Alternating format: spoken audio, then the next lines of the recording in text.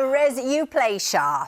That's right. Tell us everything about him and also how his life changes when he gets invited to audition to be James Bond. Well, it's exactly as you put it, you know, he's got this opportunity of a lifetime. He's a bit of a dreamer, but sometimes when we're chasing our dream, we can lose ourselves. We can lose touch with where we're from and who we really are deep down. And so it's really about that. It's a love letter to home. It's about how do we balance our ambition and stay true to our core, really. And, you know, I would say that it's not really about an actor. It's about this feeling that I think we all have in different ways, which is that sometimes life feels like one big audition, doesn't it? We're all performing this public version of ourselves on social media or whatever it is. But actually, that's not who we really like, you know? There's often that distance between how we like to be seen and who we really are. And for better or worse, I think everyone can relate to that right now. Yeah, Definitely. Yeah. Well, you touched on the fact that it's a love letter to London. Of course, that's where you grew up. Tell us about some of the locations where you filmed. Well, you know, I've taken... I came out on stage, they were like, you're not Wu-Tang fan. All the booze started, so that very same stage, bursting out into that same alleyway for fresh air. Yeah. My local high street, where we go to sweet shops on Eid and festivals, we film there. The park behind my mum's house, where I first held hands with a girl, and first time I got beaten up, you know, that exact park, that exact staircase. So in trying to take all this stuff from my life, I'm hoping that it just feels more honest and kind of like exactly what you were saying, actually. The more honest you can be with your creativity, weirdly, the more other people find themselves in it. And they actually are relating to it. So I'm having all these people kind of, you know, from all different backgrounds going, that's my family. You know, I can relate to that exactly. So it's been a real gift to be able to share this with people. Oh, and we said brilliant cast in it as well. Sir Patrick Stewart. Now, we can't say too much about his role, but is it true that you had to teach him a bit of slang? And how did that go? Yeah, I mean, I'm pinching myself to this day that Sir Patrick Stewart, the legend, is in our show. You know, he said he'd never read anything quite like it. It's got a lot of different flavours in there. Hopefully people see that. But yeah, a moment I just will never forget is sitting down trying to teach him what mandem means. It was like, Sorry, what? What did you say there? That's great impression. And I said, it's mandem. It's like the mandem, the guys. It's like the guys. She was like, oh, it does have a logic to it. I was going to say, Jane, do you know what it means? Do you know, right? Brilliant, yeah. Put that in the next song. Yeah. Next album's called Jane and the Mandem. Hey! Oh my God, that's perfect. Love Brilliant, it, love brilliant. It. I love this man, I love him. Well, look out for the collab, man. Yeah. On the next album, that's what we need to do.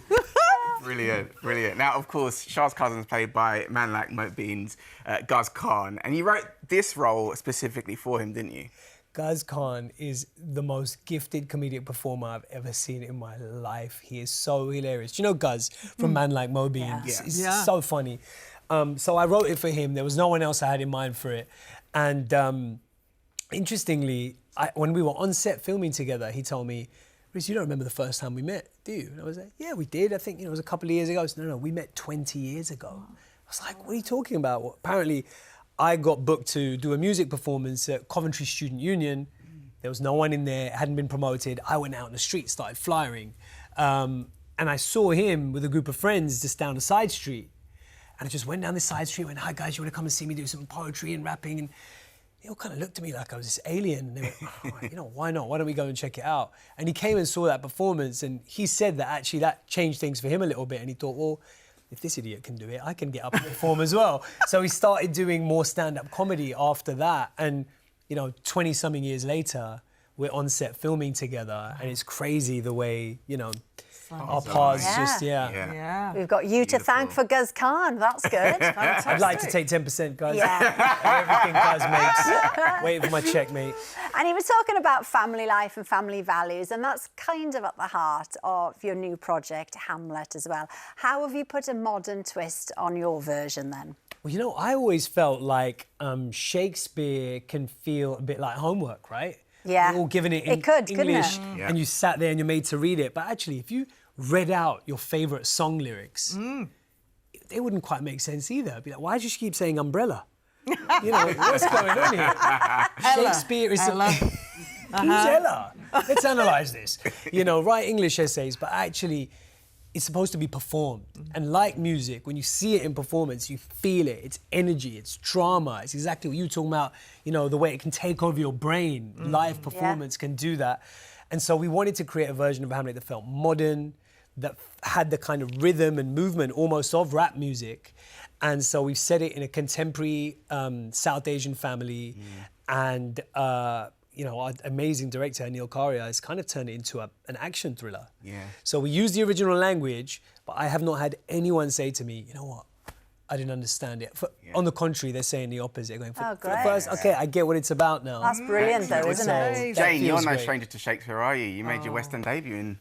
I did, Romeo the and Juliet. nurse. I was the Really? nurse in Romeo and Juliet. Perfect, Yeah. amazing. How did you Piccadilly like it? Theatre. It was fantastic. I was really fit because I had to run up these ladders all the time. And first of all, they were trying to say, I did it in a very posh accent, you know, because the nurse was like, Juliet.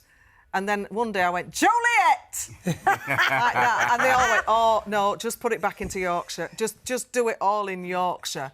So it took on a bit of a comedy role, really, did the nurse. Oh, amazing. Perfecto. So it was great. Well, you can watch Riz in Bait when it starts this Wednesday on Prime Video. But for now, that's all we've got time for. Thank you so much to our two brilliant guests. Yes, thank you. We'll be back tomorrow and we'll be joined by Hollywood.